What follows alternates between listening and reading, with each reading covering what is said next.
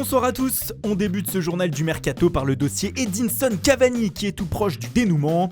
Selon nos informations, l'attaquant uruguayen aurait prévenu ses coéquipiers du PSG qu'il allait rejoindre l'Atlético de Madrid. Il attend désormais que les deux clubs se mettent d'accord sur le montant du transfert. Autre feuilleton à Paris, celui de l'échange avec la Juventus entre Mattia De Sciglio et Layvin Kurzawa. Alors que tout était en passe d'être bouclé, la vieille dame serait en train d'hésiter au moment de lâcher son latéral. Elle demanderait désormais une indemnité de transfert au PSG pour l'Italien de 27 ans. Monaco de son côté pourrait réussir un joli coup avant vendredi. Le club du Rocher serait tombé d'accord avec Strasbourg pour le transfert de son milieu de terrain Youssouf Fofana. On parle d'un montant de 15 millions d'euros pour cette opération. Il reste au Monégasque à se mettre d'accord avec le joueur.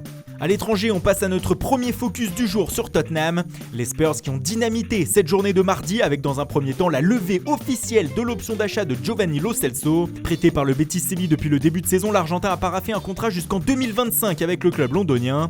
Cette opération était anticipée depuis l'été dernier car Tottenham savait qu'il allait perdre Christian Eriksen. Et c'est d'ailleurs chose faite puisque le Danois s'est engagé avec l'Inter. Il a signé un bail jusqu'en juin 2024 et est transféré contre la somme de 20 millions d'euros. De l'argent frais que les Spurs vont peut-être réinjecter sur le marché dans les prochaines heures. En effet, ils auraient trouvé un accord avec le PSV Eindhoven pour le transfert de Steven Bergwijn. On parle d'un montant de 30 millions d'euros et d'un contrat jusqu'en 2023 pour le néerlandais. Mais ce n'est sans doute pas tout. Tottenham pourrait lancer une offensive de dernière minute sur Gareth Bale, bloqué au Real Madrid, ou encore sur Krzysztof Piątek, l'attaquant de l'AC Milan. Pour le Polonais, ils auraient proposé un prêt payant de 10 millions d'euros, mais cela a été refusé par la direction lombarde. Les Spurs se sont rabattus sur Piątek car cela se complique sérieusement sur le dossier Willian José de la Real Sociedad. Le club basque a refusé l'offre de 20 millions d'euros faite par Tottenham ces derniers jours. La clause libératoire du joueur serait de 70 millions d'euros. Direction l'Espagne avec notre deuxième focus du jour sur Valence. Le club tché est au centre de l'actualité avec le dossier Rodrigo Moreno. Les négociations se poursuivent avec le FC Barcelone. Les deux formations seraient d'accord sur la logique d'un prêt avec option d'achat et de la cession d'un joueur du Barça. Il pourrait s'agir de Moussa Wagué qui plaît beaucoup aux Valencians. Le Sénégalais pourrait être un des nombreux joueurs à débarquer à Valence avant ce vendredi soir.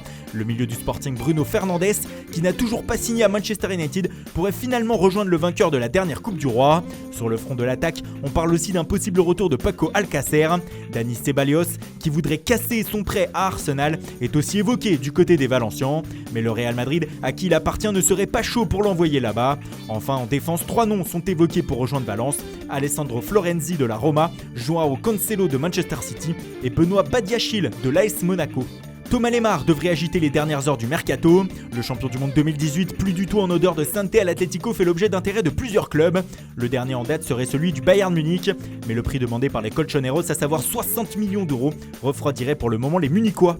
Et puis c'est officiel, Hatem Ben Arfa a retrouvé un club. Le Français, libre depuis l'été dernier et son départ de Rennes, va découvrir l'Espagne. Il s'est engagé avec le Real Valladolid, club présidé par la légende Ronaldo jusqu'à la fin de la saison.